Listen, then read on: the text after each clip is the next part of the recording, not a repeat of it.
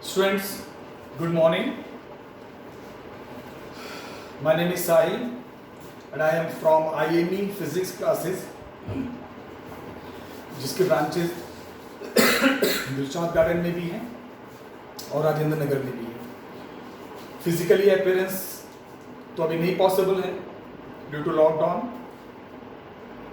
तो अभी मैं क्लासेस आप लोगों की कंटिन्यू करूंगा by some videos and notes as well as Zoom live classes। तो आज मैं जो भी वीडियो मैं कंटिन्यू भेजूंगा आपको, सबके नोट्स भी साथ साथ भेजूंगा, लिंक भेजूंगा। वीडियो देखना है, समझना है, फिर नोट्स जो भेजूंगा उसको नोट करना है। कोई भी परेशानी प्रॉब्लम आए मुझे व्हाट्सएप पे आप बोल देना, मैं नेक्स्ट वीडियो में क्लियर कर दूंगा, या फिर जूम क्लासेस भी होंगी उसमें क्लियर करूंगा। बहुत अच्छे ढंग से क्लासेस होंगी। तो आज मैं शुरू करने जा रहा हूं फिजिक्स क्लास 11 चैप्टर नंबर 1। इस चैप्टर का नाम है physical world. This is your chapter number 1। Physical world में सबसे पहले शुरुआत करते हैं साइंस। हम साइंस पढ़ रहे हैं, तो साइंस आखिर क्या चीज है? What is science? साइंस किसे कहते हैं? कोई पूछे साइंस क्या है, तो साइंस के बारे में बताया जाता है कि science defines everything on the basis of experiment and observation. Science किसी भी चीज को डिफाइन अगर करता है, कैसे करता है? On the basis of experiment, पहले एक्सपेरिमेंट किया जाता है, फिर ऑब्जर्वेशंस लिए जाते हैं, तब साइंस हर चीज को डिफाइन करता है। तो science defines each and everything on the basis of experiment and observations. This is called science. Science के अंदर बहुत सारे पार्ट्स हैं, हमें पढ़ना है साइंस का physics part.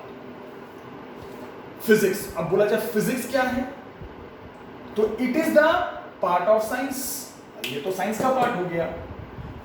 Which defines the nature, जो नेचर डिफाइन करता है। नेचर में बहुत सारी चीजें आती हैं। नेचर, जब मैंने नेचर ही बोल दिया तो फिर इनफाइनाइट चीजें। एंड नेचुरल फिनोमेना, नेचर और उससे रिलेटेड जितने भी फिनोमेना है, जितने भी इंसिडेंट्स हैं, they are, this is called physics. It defines everything on the basis of experiment and observations. It defines what the nature and natural phenomena. चलो, फिर क्या बताया गया? फिजिक्स। अब फिजिक्स में आ जाओ। फिजिक्स डिफाइन करने के स्किल्स, दो स्किल्स हैं। दो स्किल पे फिजिक्स की किसी भी चीज को डिफाइन किया जाता है। फिजिक्स किसी भी चीज को दो स्किल पे डिफाइन करता है। Number 1 is unification, number 2 is reductionism. ये फिजिक्स के टाइप नहीं है, फिजिक्स को डिफाइन करने के स्किल्स है।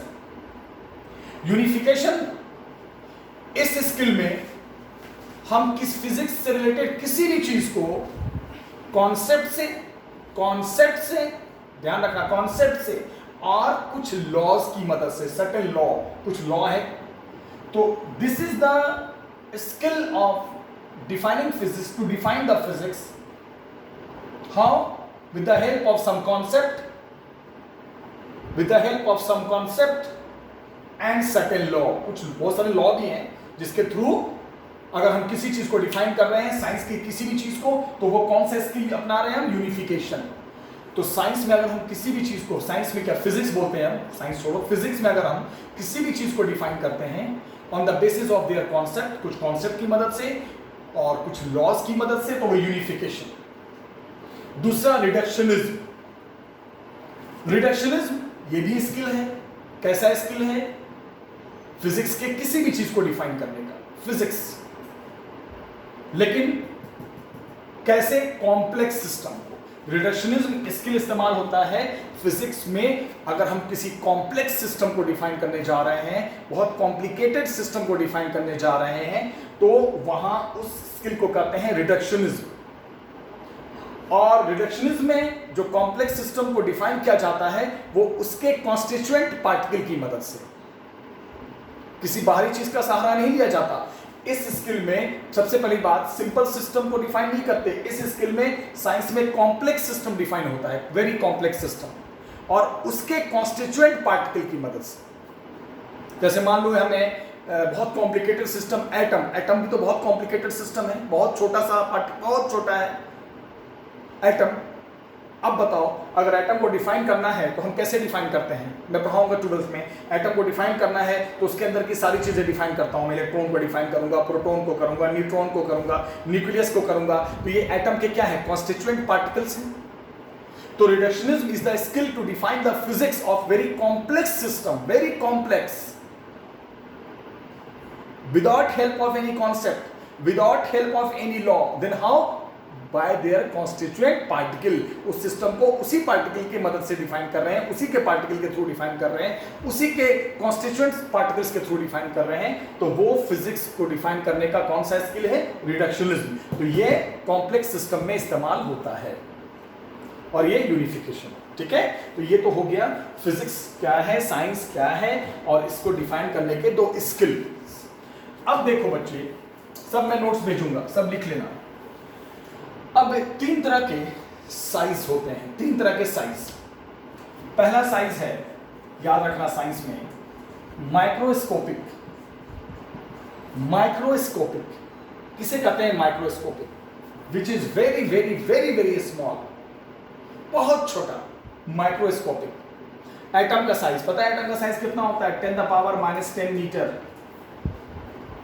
उसके अंदर न्यूक्लियस, एटम के अंदर और छोटा क्या साइज होता है, 10⁻⁻15 मीटर। अब बताओ ये सब देख रहे हो कितने छोटे छोटे हैं साइज में, तो इसको कहते हैं microscopic size, microscopic, very small. और ये साइज किसी इंस्ट्रूमेंट के थ्रू से मेजर नहीं हो सकता। तो माइक्रोस्कोपिक वो लेवल है जिस लेवल में कोई इंस्ट्रूमेंट मेजर नहीं कर सकता। तो फिर ये कैसे साइज मेजर किया गया, ये एक्सपेरिमेंट के थ्रू किया गया, सब पढ़ाऊंगा, वेट करो।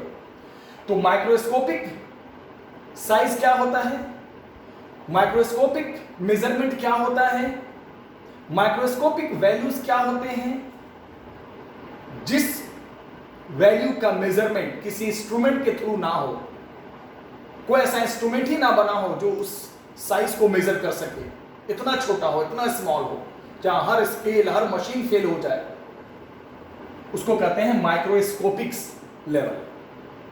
तो फिर ये कैसे आया, मास भी हो सकता है, सिर्फ साइज नहीं, मास भी हम किसी का मेजर कर सकते हैं। प्रोटॉन का मास कितना होता है, 1.67 इंटू 10⁻⁻27 kg।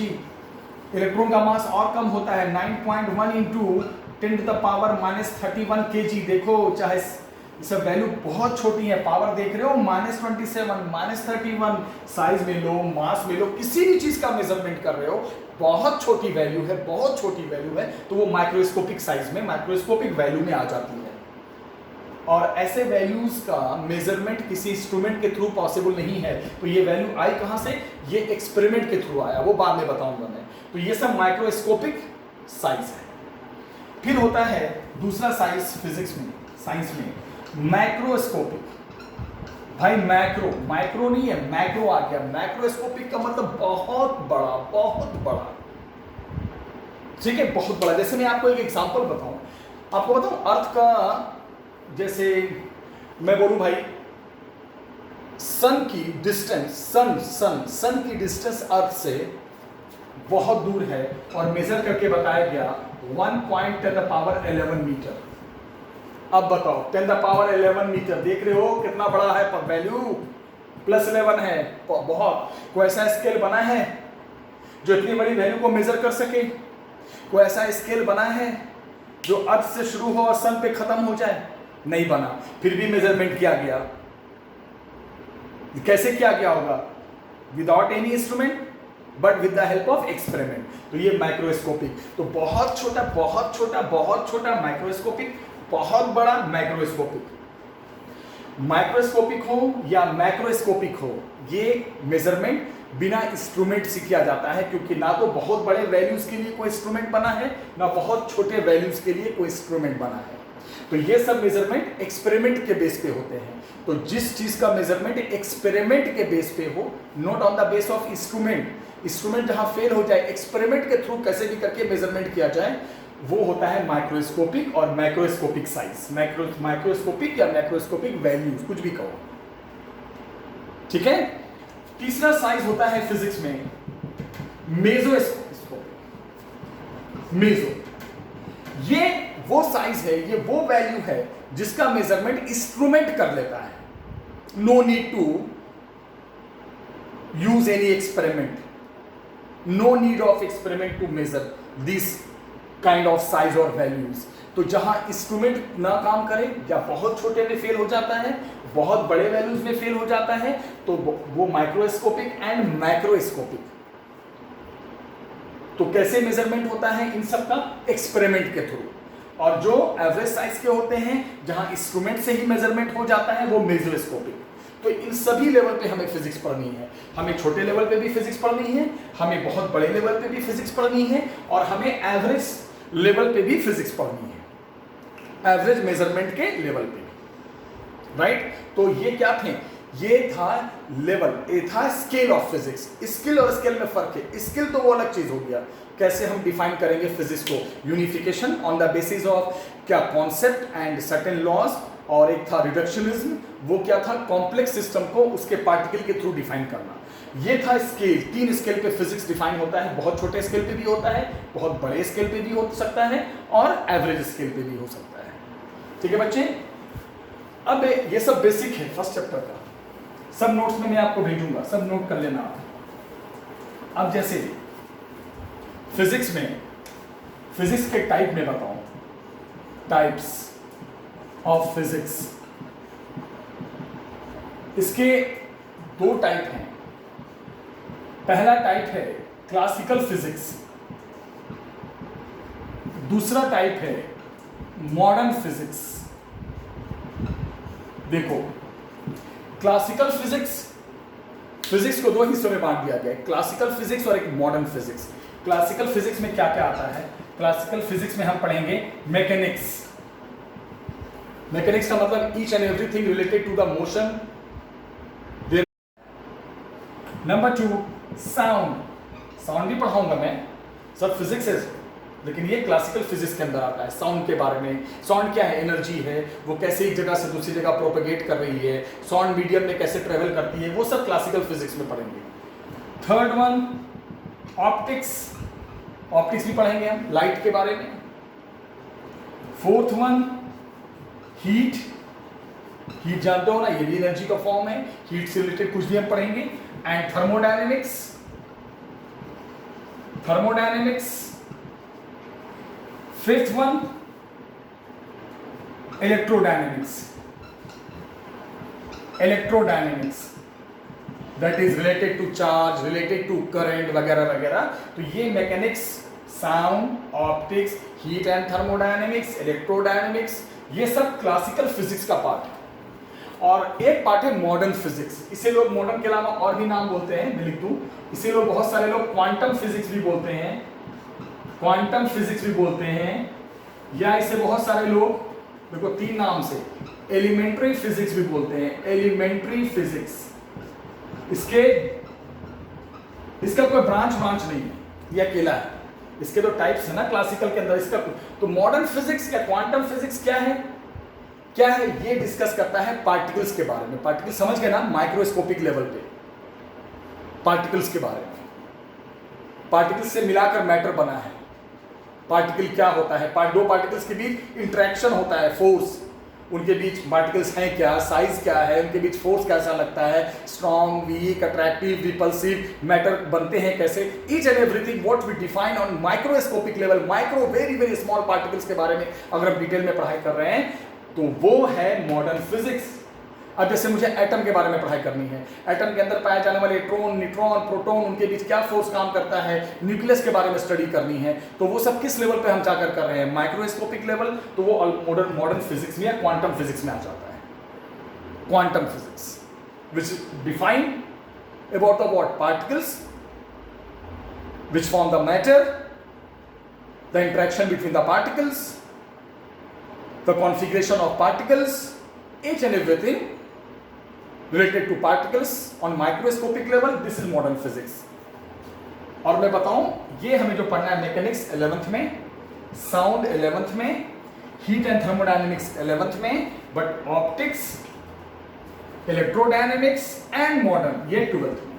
तो ये 11th का पार्ट है और ये 12th का पार्ट है, राइट। तो ये फिजिक्स क्या है, साइंस क्या है, कितने स्किल्स हैं डिफाइन करने के, माइक्रोस्कोपिक, मैक्रोस्कोपिक, मेसोस्कोपिक लेवल क्या है, सब समझाया मैंने आपको, ठीक है। इस चैप्टर में अब नेक्स्ट जो टॉपिक होगा वो फोर्स, फंडामेंटल फोर्स और उससे रिलेटेड टाइप्स और कुछ लॉस, बस ज़्यादा बड़ा चैप्टर नहीं है। मेन नेक्स्ट चैप्टर्स के बाद का होगा यूनिट एंड डायमेंशन, वो बहुत अच्छा चैप्टर है। तो नेक्स्ट वीडियो में मैं फिनिश ही कर दूंगा ये वाला पार्ट। और जितना भी मैंने आपको काफ़ी कम पढ़ाया है, लेकिन जितना भी मैंने पढ़ाया है उसका डिटेल में एक नोट्स बना हुआ है, वो मैं आपको भेज दूंगा। आप वीडियो देखना, समझना और नोट करना। फिर नेक्स्ट लेक्चर में मैं आपको आगे कंटिन्यू करूंगा, ठीक है। कुछ भी प्रॉब्लम हो मुझे व्हाट्सअप करके पूछ लो या जैसे भी फ़ोन करके पूछ लो, आई एम फ्री, मैं आपको हमेशा बता दूंगा एनी टाइम, ठीक है। आज के लिए इतना ही, थैंक यू वेरी मच।